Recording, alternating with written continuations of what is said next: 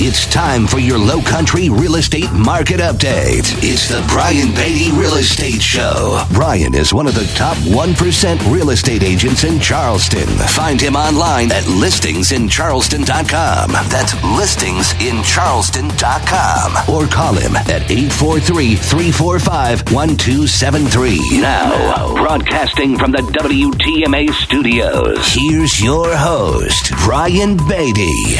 Good morning, Charleston. This is the Brian Beatty Real Estate Show here on the Big Talker 1250 WTMA. Thank you for joining me this morning. I'm your host, Brian Beatty. And over the next hour, we're going to talk all things real estate here in the Low Country.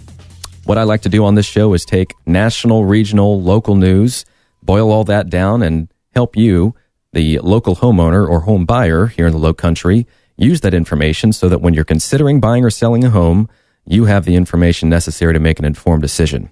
If you'd like to reach out to me at any point during this show, you can call me at 843-345-1273. That's my cell phone. You can also text me at that number. Or if you'd like to visit my website is www.listingsincharleston.com. And on that website, you can search the MLS. You can take a look at some of the listings that I have available, listings I've sold.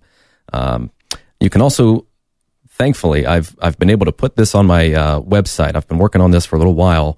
I had some problems with the site, but all previous recordings of the Brian Beatty Real Estate Show are now on my website. Again, that site, www.listingsincharleston.com. And I'm going to be talking a lot this hour about selling your home in this market. We're approaching the end of the first quarter, and this is when everybody starts to put their house on the market. It's also when a lot of buyers start to enter the market. So what I have planned for this show is I want to talk about what you need to do to prepare your home for sale. I've got a checklist of 90 things that you can do to prepare your home for sale. And let me go ahead and just say that if you don't have time to listen to that segment, which will be toward the latter portion of the hour, feel free to go ahead and just send me an email, contact me through that website, listingsincharleston.com, and I will send you that full checklist. It's 10 pages that I've put together over quite a long period of time in selling real estate here in Charleston. I've been in the top 1% of agents here since 2009. So I've taken a lot of what I've learned over the years as it relates to staging, preparing homes for sale, all that good stuff. I've put it on one document. So if you'd like a copy of that, listingsincharleston.com. So I want to talk about preparing your home for sale, negotiating contracts in this market because we are in a seller's market here in the Tri-County area. Charleston more so than Dorchester or Berkeley. But I want to talk about negotiating contracts in this market because we're getting a lot of them right now. It's a very busy market. And then I want to talk about a few things once you've accepted an offer. Things like a repair list from the buyer, or what if the buyer has a home to sell? What does that look like? How do we work out those kinks in the contract so that you feel good about it and the buyer feels good about it? So I want to talk about that too. There was an article that came out by CNN Money a few weeks ago, and it asked if the market was losing steam. And I want to talk about that in just a minute because I think it's really important when you read stuff like this or when you hear reports or when you hear people talking about the market that you have a good understanding of where that information is coming from. So I'm going to get to that in just a minute. I also want to talk about buying new construction properties. Obviously, in our market, because we're in a seller's market, in order for us to catch back up, so to speak, in order for us to get more toward a normal market, we need more sellers. We need more listings in our market. We're having a very severe lack of listings in some areas of the market. So in just a little bit, if you're listening and you have a home that you'd like to sell, I have some very specific buyer requests, and I'm going to go through that. And if you're considering selling, let me know. I've had really good success in March in matching buyers up with sellers. I did it 3 times this month where someone was interested in selling, buyer was interested in buying. I was able to put the two of them together, and boom, immediate contract, great price for both people.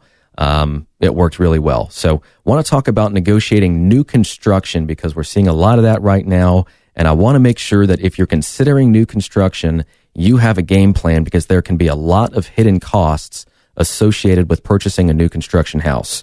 And then finally, Fortune Magazine did a really nice excerpt on Warren Buffett's annual letter to his stakeholders, to his shareholders. And there were some really cool lessons in that letter that he put out as it relates to real estate that I would love to talk about, because I've worked with a lot of investors since 2008, really. I've worked with probably, several dozen, probably at this point, close to 100 investors that have ended up purchasing, in some cases, multiple properties. I've got one investor that's purchased almost 20. And he and I are in a very good groove. I know what he's looking for. I know what his expected return on investment is. He trusts my ability to calculate the after renovation value of those properties so we can determine how much of a profit there's going to be. And we buy it, we flip it, we sell it, we make money, we move on to the next one. And it's happening in this market. So I want to talk lastly about Warren Buffett's lessons as it relates to real estate, because I think it's an awesome letter. And again, that will be the very last portion of this hour. So if you don't have time to stick around for that, you're just in the car for a short amount of time, you're doing something else, feel free to shoot me a message on my website, listingsincharleston.com, and I can send you the link to that. Very cool letter. So let's get into this article that I read through CNN Money entitled, "Is the Housing Recovery Losing Steam?" And what's interesting about this article, I want to give you a caveat here, is that they are citing December's numbers and November's numbers and some of early January's numbers right now. So what you have to understand about some of these reports is that the information they use, by the time that information actually becomes reliable information, you have to wait a little bit for information to really kind of be set in stone. We certainly do that when we calculate real estate, average price range, inventory, sales, so on and so forth, because let's be honest, some real estate agents don't put in their sales exactly when they're supposed to. And our MLS issues fines for that, but sometimes we'll have, toward the end of the month, we'll have a big slew of closings that just appear because the listing agent forgot to input the sale in the MLS. So the thing about reports like this is that you have to understand that they're relying on data that's several months old at this point, and they're trying to relate it to right now, and that's not fair. That's not correct. But it goes on to say that there was an analyst at Goldman Sachs that said that we expect construction to increase due to a significant shortfall in housing supply relative to potential demand. Both household formation and home building have lagged population growth since 2008, resulting in pent-up housing demand and underbuilding of new housing supply, which I agree with. I perfectly agree with that sentiment. But what they said is that, unfortunately, new construction was 16% below expectations in January, and it was 2% below January 2013. So they're trying to make this big deal out of the fact that new construction starts January of 2014 were below what they expected. And so the big question is why? Well, I can tell you one of the reasons why, and it's a very simple reason. It's that we had a lot of weather this winter. And I think that for anybody that's driving around that's from somewhere other than Charleston, probably up north, you will absolutely agree with me. I know that when, obviously being a top agent in our market, we have people that come into town from all over the nation, sometimes different countries, to look at property. And if weather's holding them up, then they can't get here. If they can't get here, they can't buy anything. If they can't buy anything, sellers can't sell anything. So the weather has had an effect on it. And what was interesting is that someone from Trulia, the chief economist, Jed Kolko, tried to do a calculation on how much of an effect the weather had on our real estate market, and came up with the following stats. He said that the West and the South, so, West and South, came up with 76% of the national construction starts and 64% of existing home sales in December. But January's numbers, again, look bleak when compared to expectations for that market. So my big question for this, why put this article out right now? We are just about to finish the first quarter of 2014. Locally, we are doing well. As I mentioned, we're in a seller's market. So if you're a buyer, there's not a lot of choice out there. If you're a seller, it's a great time to have your home on the market. And over the next 6 weeks, we are really going to start to see an influx of listings, in my opinion, as sellers realize that they've earned equity throughout the past 12 to 18 months, as pent-up demand really has continued to build and as inventory has stayed fairly flat. They're going to put their home on the market, and they're going to be able to sell it for more than what they probably thought they could, but there are some caveats to that, and I want to talk about that next. So you're listening to the Brian Beatty Real Estate Show here on the Big Talker 1250 WTMA. If you'd like to reach out to me, my number is 843-345-1273. You can call me or text me, or you can go to my website, www.listingsincharleston.com, where you can search the MLS, read some testimonials from past clients, listen to previous versions of this show, or if you're considering selling your home and I've got your interest, click on the Sell Your Home tab. You can learn more about my 59-day guarantee at 4.5% commission. So stick around. This is the Brian Beatty Real Estate Show, and I'll be right back. Hear the Brian Beatty Real Estate Show every Saturday morning at 8 on 1250 WTMA and WTMA.com. WTMA. Expert news and views on the Low-Country real estate scene. The Brian Beatty Real Estate Show on 1250 WTMA. Good morning and welcome back, Charleston. This is the Brian Beatty Real Estate Show here on the Big Talker 1250 WTMA. Thanks again for joining me this morning. I'm your host, Brian Beatty. Been doing this for about a year now, and love being on the radio, love being able to share with you my experiences as a top agent here in our market. Have been in the top 1% of agents since 2009, and the purpose of this show is just to share information with you. I'm a big data guy. I really like following the market, understanding what's going on in different segments of the market, not just in the Tri-County, but regionally and also nationally, so that when it comes time for you to buy or sell a home, if you've listened to this show or if you are one of my regulars, then you'll hopefully have a really good grasp of what's going on in the market, so that when it comes time to make a move, you're prepared, your expectations are in line with what's happening in the market, and hopefully I can help you in that transition. So if you'd like to reach out to me, my number is 843-345-1273, or my website, www.listingsincharleston.com, where you can search the MLS and read some testimonials from past clients. Of course, you can click on your Sell Your Home tab, and I've got some information on what I do to sell properties. I've got a long list of properties that I've sold in the recent months that other agents had on the market that did not sell. And of course, you can learn more about my 59-day home sale guarantee, where I'll sell your home in 59 days or less, or I'll sell it for half my commission. So anything that I can do to help, please feel free to go to my website, listingsincharleston.com, and reach me that way. Love to help you out.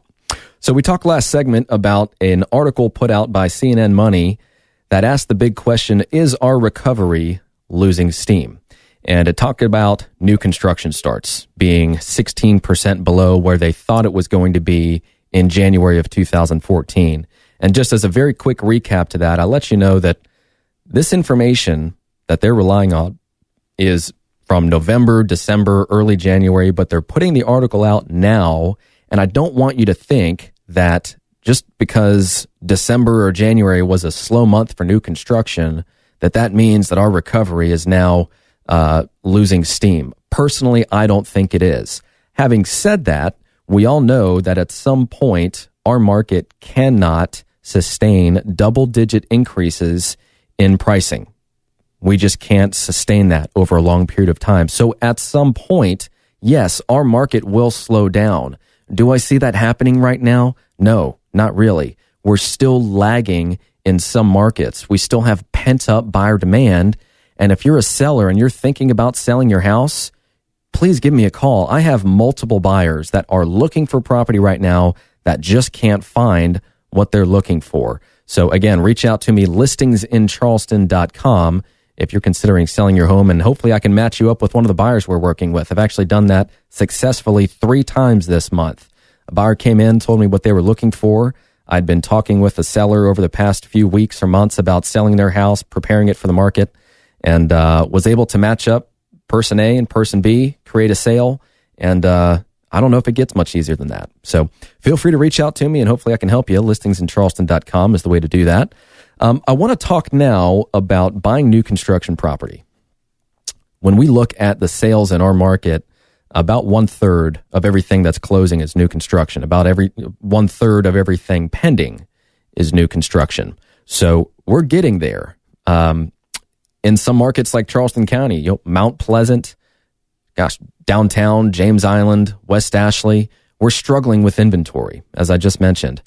Dorchester County and Berkeley County are doing a better job of providing buyers with new construction opportunities, but they're also in lower price ranges. So if you're in the, let's say, $400,000 plus range, there aren't a ton of options for you. You're either going to have to go to a semi-custom neighborhood, or you're going to have to consider building a custom home. And so what I want to go through with you are some of the items that I've put together that I think are really going to help you when you're considering buying a new construction home. If you want to save some time, if you don't have time to listen to this full segment and you want to just get a copy of this list, feel free to go to my website, contact me. I've got a little window that pops up that allows you to chat with me. Just say, hey, Brian, send me that new construction checklist that you were talking about, and I'll email it right over to you. First thing I want to talk about is when you're in a seller's market and you're looking at new construction property, I would be very, very surprised if the builder gave you a price reduction. Okay? What we're looking at right now in some of our markets, I'll give you an example. Carolina Park, past Highway 41 in Mount Pleasant, they have had substantial price increases, not reductions. So when you go in and you're working with an agent, always have an agent on your side, by the way. The listing agents at these communities represent the builder. They represent the seller. Yes, they can represent you as well, but it's dual agency. So just the best thing for you to do really is just have your own agent. That way you have your own full, uncompromised representation. But going back to price reductions, I would not expect builders in this market where prices are rising to come off their house very much in terms of negotiations. I just don't see it happening right now, and we've sold several new construction properties over the past 6 weeks. Instead, try and get the builder to offer you incentives. And the reason for that is this. When builders are selling property that are fairly similar, they need to be able to have a consistent track record of prices for appraisals. So rather than coming off the price $5,000, they might say, well, you know what? We're going to keep the price the same, but we're going to give you $5,000 in upgrades. How about we give you granite tops in your master and your other full bathroom? Or how about we add on, a screen porch or something like that? I would expect them to provide you with incentives rather than reducing the price. When you're looking at the floor plan, sometimes the floor plan that you're seeing is not the floor plan that you're going to get. And what I mean by that is that everything doesn't always match up perfectly. Sometimes the measurement from a room is a best guess. It might be a foot or two in an opposite direction. It's going to depend on your lot and how that house sits on that lot. So sometimes outlets are moved around. Sometimes, simple things that sometimes buyers get upset about, like they'll see an oval tub in the master bathroom, but when it comes time to install the tub, they install a rectangular tub. Well, that's part of the reason why you hire a real estate agent, so that you can go through these items line by line and make sure that there are no surprises at closing. So I think that takes care of the majority of negotiating right when you go into the office and you want to purchase a property. Let's say now that you're under contract and permitting begins and you're building your home. There are a lot of ways that builders can sneak in some hidden costs on you, things that you might not think about. And here are a few examples. Number one, I see this all the time. Blinds. Blinds might not sound like a big deal, but if you want nice plantation blinds, be prepared to spend, $2,000 or more just for blinds, something you don't really consider. Obviously, you're going to have to buy your own window treatments. They're not going to provide you with window treatments. One thing I see a lot of is lighting fixtures. Rather than negotiating for ceiling fans or chandeliers or what have you, they're just going to put a can light up there, or sometimes they don't put a light at all. They just put an outlet cover on it, and you've got to put in your own light, your own fixture. That's something I see a lot, and those can add up. Another thing that kind of adds up that people don't really think about is outdoor structures, decks, screen porches, storage. All those little things are going to add up to several thousands of dollars that you might be able to get in a recently built home, not necessarily new construction. But again, all these little things add up over time. So that's why I've put this checklist together. I'm obviously kind of shooting around on it because it's very intense. There's a lot of stuff on here. So if you want to copy that, listingsincharleston.com, that's everything you really need to know about buying a new construction property. But I want to talk about two more very important things. Number one, get your own home inspection. Obviously, you're going to be speaking with a foreman at the job. He's going to be, the one in charge of building your home. Obviously, he has contractors and subcontractors under him that are doing the actual work. But he's in charge. He or she is in charge of making sure that everything is done properly. When your home is built, you want to do a separate home inspection. I do this with every buyer I represent, and it's amazing that every single time we do it, we find something that needs to be fixed. Some more serious than others, but the fact of the matter is there are things that really need to be taken care of by that builder, and they will take care of it. So if you spend $300 on a new construction inspection and they find $1,000 or dollars so worth of things that need to be fixed, sometimes things that you can't see, like things in the attic, things under the house, mechanicals, electrical, plumbing, so on and so forth, it really can go a long way. And then the last thing is the final walkthrough. This is your opportunity to be the pickiest person in the world, and you should be, because that's the point in time where when you walk through with the foreman, any little thing you see, you put one of those little pieces of blue tape next to it, and they write it down, and then they fix it. So the last thing is the final walkthrough. Don't feel bad about being extremely OCD when you walk through your house, because if you don't point it out and they miss it, it's not going to get done. They might do it a year later when they do their follow-up walkthrough of your house, but that's your opportunity to be really picky. So those are just a few tips on purchasing new construction property. If you'd like a copy of this list, listingsincharleston.com is the way to get it. You can also search the MLS, read some testimonials from past clients, and learn more about my 59-day home sale guarantee, where I'll sell your home in 59 days or less, or I'll pay half my commission at closing. I'll reduce half my commission at closing. So listingsincharleston.com is where to find me. You can also call me at 843-345-1273. This is the Brian Beatty Real Estate Show. I will be right back. More stimulating talk on real estate matters with Brian Beatty next on 1250 WTMA. 1250 WTMA.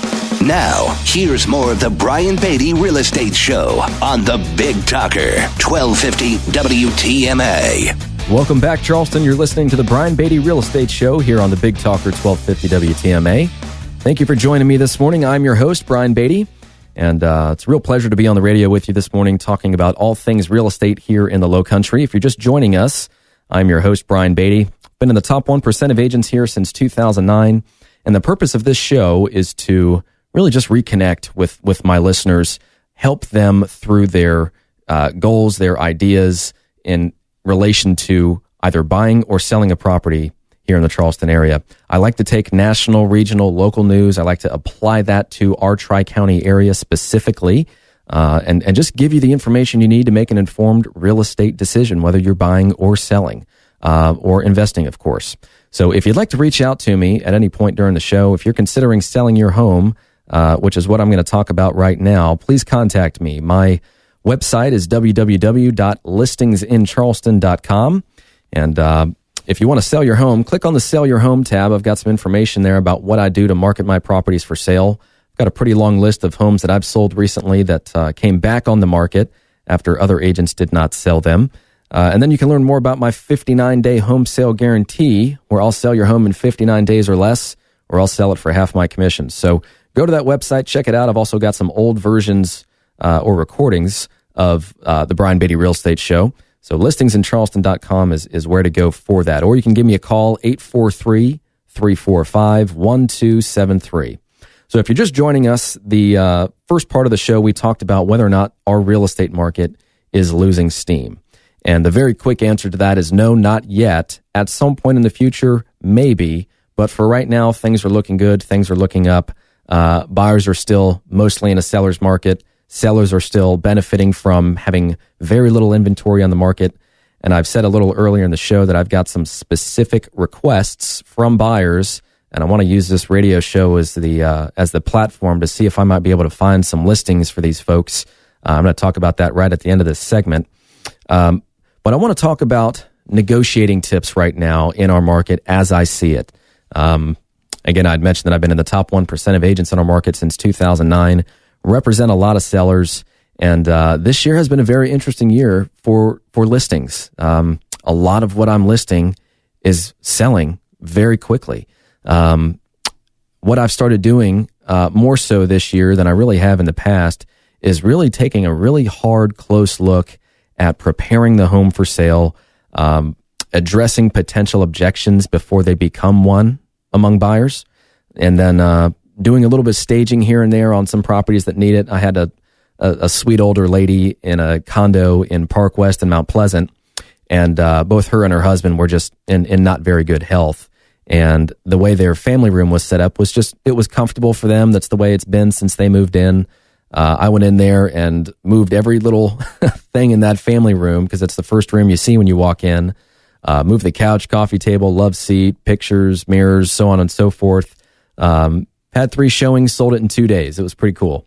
So doing a lot of that kind of stuff. But as it relates to negotiating tips for sellers in this market, the first thing I want to say is to avoid the emotional decision, avoid the emotion when it comes time to negotiate on a contract. And what I mean by that is that buyers are almost always going to have the mentality of, well, I want to make an offer on this house, and obviously we're going to negotiate, so I might as well start here. So don't be offended if the offer comes in less than what you want to sell it for. That happens almost every time anyways. It doesn't matter if it's a buyer market or a seller market. Now, a caveat to that might be one of 2 things. Number one, you're in a multiple offer situation. You've got an offer from one buyer. The other buyer knows of that, and they're going to make you an immediate competitive offer.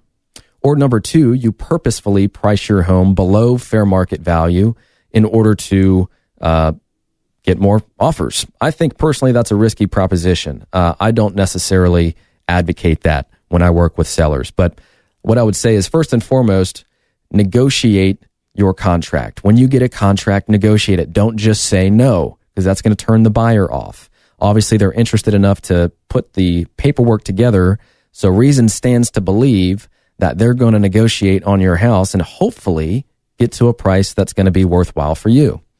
Number 2, I see this happen all the time in listings that I take that other realtors have had in the past.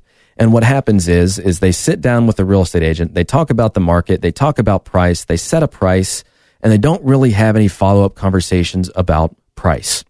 So what happens is they set a price that stays there for weeks, months, however long it is, sometimes a year or 2. I've seen listings come off the market this year that have been listed since 2006. I don't know as a seller how you agree to work with a real estate agent for 8 years and not have the home sold. That's crazy. I don't get it. But getting back to my point, when you list your property, your real estate agent really needs to be doing a good job of staying connected with your market, with your specific market, not just your area, your street, your neighborhood. They need to know what happens, hopefully, before it happens. So if there's a property that's going to list, we want to know that. If they're going to undercut our price, we want to have a reasonable understanding of where they're going to list their home. If we can't obtain that information, then it's up to the real estate agent to just provide that seller with that information once it hits the MLS. If properties go under contract, your real estate agent should be finding out how much that contract was for. Now, real estate agents don't have to share that information, but the real estate agent should still be asking the question. Information is power, and we want to be able to position you to sell your property quickly and for the most money. And sometimes those two don't go hand in hand, but that's the goal. That's always the goal.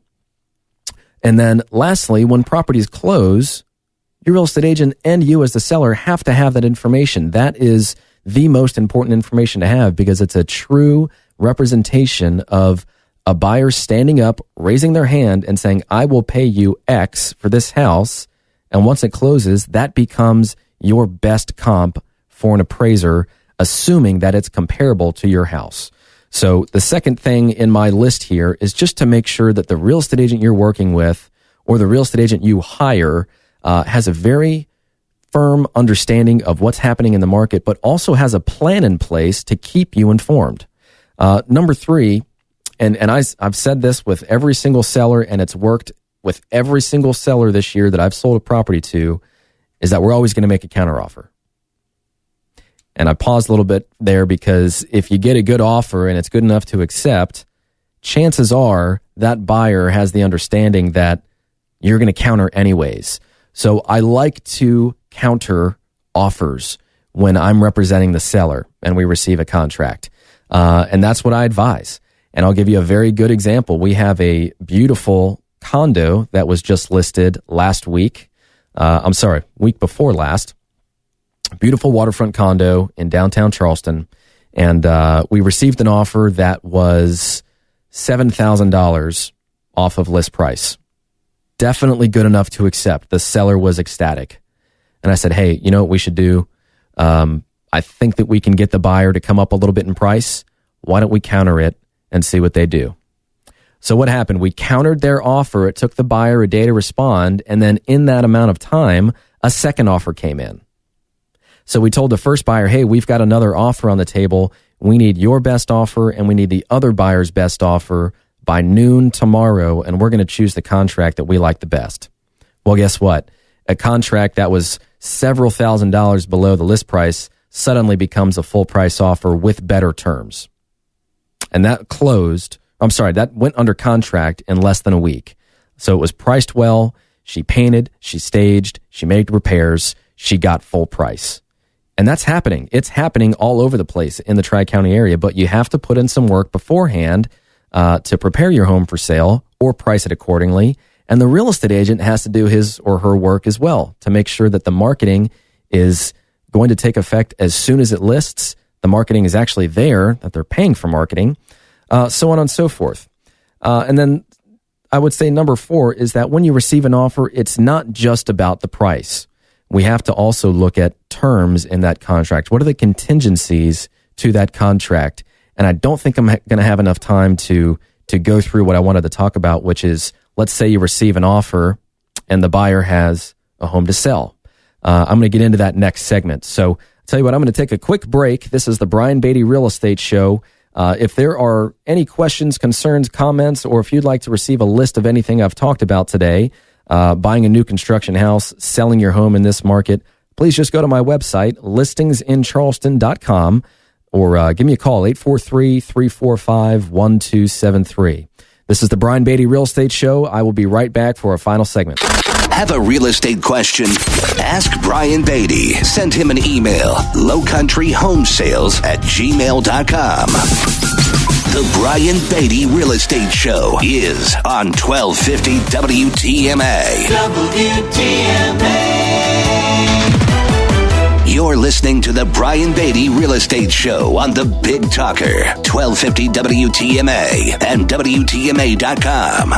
The Brian Beatty Real Estate Show here on the Big Talker, 1250 WTMA. Thank you for sticking with me. If you're just joining me, my name is Brian Beatty. I'm the host here of the Brian Beatty Real Estate Show. I've been on the air for about a year, talking all things real estate here in the Low Country. And if it's your first time joining, I really like to take local, regional, national news and data and just apply that to you, the local home buyer or home seller, so that when it comes time for you to make a move, you're making an informed decision. You've got a really good pulse on the market. And one of the favorite things that I do on this show is just share some insight as it relates to my experiences being in the top 1% of agents in this market for the past 5 years. So over the past 3 segments, we've talked about quite a few things. The first thing we talked about is whether or not our market is losing steam. The very quick answer to that is no. We talked about buying new construction, all the hidden costs associated with it, some tips and tricks to make sure that you're getting the best bang for your buck and that you're also not getting surprised at closing with anything. And I said that if you'd like to receive a copy of that list, because I've put together a list of about 25 things you really need to be aware of and pay attention to, feel free to go to my website and I'll send you a copy of that list. There's a little window that'll pop up and we can chat for a quick minute and I'll send you that list. Listingsincharleston.com is that website. You can also search homes for sale, take a look at listings that I've sold, listings I have for sale. And then if you click on the Sell Your Home tab, you can learn more about my guarantee when I sell your home, which very simply states that I will sell your home in 59 days or less, or I will sell it for half my commission. So some restrictions apply to that. So if you'd like more information, listingsincharleston.com. Before we left and took a break, the last thing that I was talking about was selling in the spring market. And I didn't really get to everything that I wanted to talk about because I want to save time for what I'm going to talk about next, which is Warren Buffett's annual letter that he writes to his shareholders. And it talks about real estate. And I just think it's a great article, and there's some fantastic lessons in here that I really relate with as growing up in a family that's done real estate for, 50, 60 years, probably since the early 60s. And they started out by just buying land, building shopping centers, leasing them out, managing them, holding on to them. So now we've got quite a few shopping centers that we own and manage and collect rental income on. And it didn't start as big as it is now. It started with baby steps, and that's what this letter goes into. So I really want to dive right into that. And I think next show, next weekend, which will be a live show, and I'll be taking your calls, I'm going to talk a little bit more about preparing your home for sale. And I'm also going to talk about where we are as a market right now, because it'll have been the end of the first quarter. So want to talk those numbers, which I know a lot of people listen to this show for. So I'm excited about that. But let me get into Warren Buffett's letter. This was a great letter. And there's an excerpt here that I'm going to read, actually, because it has two separate stories. Or for the sake of time, I'll go ahead and paraphrase. In 1986, Warren Buffett bought a 400-acre farm in Omaha, Nebraska.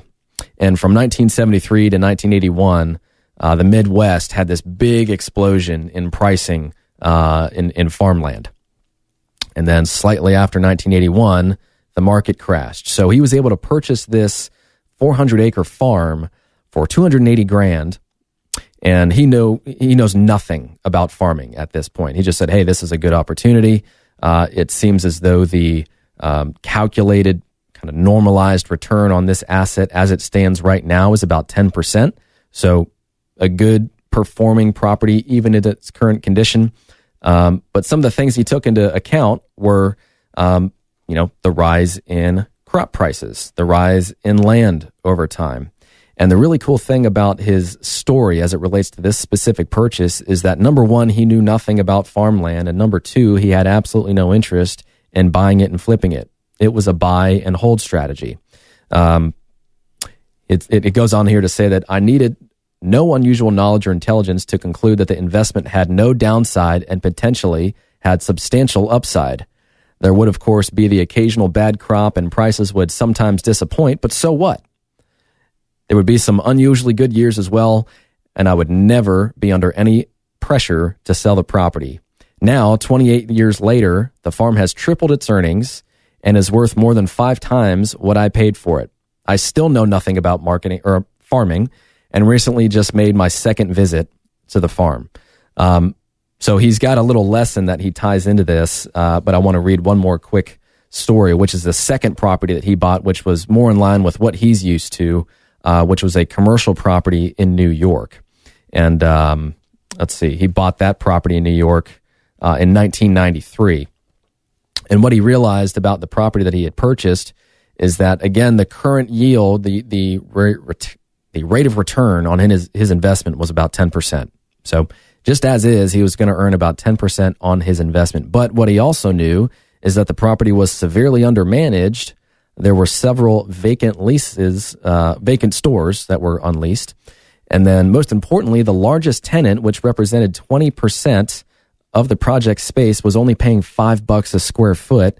And the average price per square foot for rent in that area was $70 a square foot. So there was this bargain lease in place that was going to last for an additional 9 years. And he knew that not only was he purchasing it at a great price, but as soon as those 9 years are up, he can then lease that property out for substantially more than what he was earning from that one tenant and really boost up his earnings. So interestingly, as old leases expired and new leases came to fruition, Annual distributions are now at 35% of the initial equity investment. It's doubled in property value many times over. And because of his ability to refinance it, he's been able to draw equity out and invest in other things. So he's got some things here, some fundamentals of investing. And this is really what I wanted to get to, because I think these are just great. Some of them kind of go against the grain of what I was taught. I am more so a conservative investor, but when I see a really good deal, I jump on it. So I remain cash heavy, and when I find something that works for me, I go for it. So my goal is to buy 2 investment properties a year, depending upon the price range, of course. But here's a list from Warren Buffett on some fundamentals of investing. He says, number 1, you don't need to be an expert in order to achieve satisfactory investment returns. But if you aren't, you must recognize your limitations and follow a course certain to work reasonably well. Keep things simple and don't swing for the fences. When compromises and promises don't match up to immediate profit, respond with a quick no and move on to the next one. He says, number 2, focus on the future productivity of the asset you are considering, which this is the thing that is very difficult for me to read out loud. But it says, focus on the future productivity of the asset you're considering. If you don't feel comfortable making a rough estimate of the asset's future earnings, just forget about it and move on. No one has the ability to evaluate every investment possibility, but you only need to understand the actions that you undertake. So basically what he's saying, and it really kind of comes out in number 3, if you instead focus on the prospective price change of a contemplated purchase, you are speculating. There's nothing improper about that. So he says speculating is not a bad thing. I don't necessarily agree with that, but hey, who am I? He's Warren Buffett, right?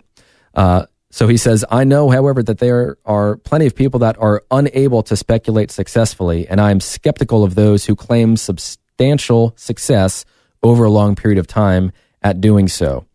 That I totally agree with, and that is why I try and shy away from saying, in my investment analysis of investment property, your property is going to be worth X 5 years from now or 10 years from now. It might be a little bit different with commercial property, but when you're looking at having someone purchase a house, regardless of whether it's for investment purposes or not, because every house purchase is an investment, I have a very tough time with saying, yeah, if you hold on to this house for 5 years, it's going to be worth, $50,000 more. I just don't think it's appropriate to put myself or a potential buyer in that position, because the information that I rely on can change at any given point in time. So I don't want to set up somebody with the idea of appreciation when it might not occur. I instead tend to look at the current yield and perhaps the ability to change that yield by adding better quality tenants or by making improvements, so on and so forth. So that was a bit of a tough pill to swallow. But then he goes on to say that games are won by players who focus on the playing field, not by those whose eyes are glued to the scoreboard. And I thought this is what I want to leave you with, is that he says there are people out there who can sit quietly for decades when they own property, but too often become frantic when they're exposed to a stream of consistent information that doesn't sit well with them. And so the overall message is, don't just sit there, do something. But if that's not in line with your investment strategy, which should be a buy and hold in that type of scenario, then you don't need to do anything. You're not affected by short-term news if it's a long-term hold. So I could go on about this forever. I really love this topic, but I'm out of time. You're listening to the Brian Beatty Real Estate Show here on the Big Talker 1250 WTMA. If you'd like information on anything I discussed on this show, visit my website, listingsincharleston.com, and contact me personally. I'd be more than happy to help you with your interest in buying or selling a home here in the Low Country. Thanks again, and have a great weekend. Join us for another edition of the Brian Beatty Real Estate Show next Saturday morning from 8 till 9. Contact Brian Beatty online at listingsincharleston.com. That's listingsincharleston.com. Or call him at 843-345-1273. 843-345-1273.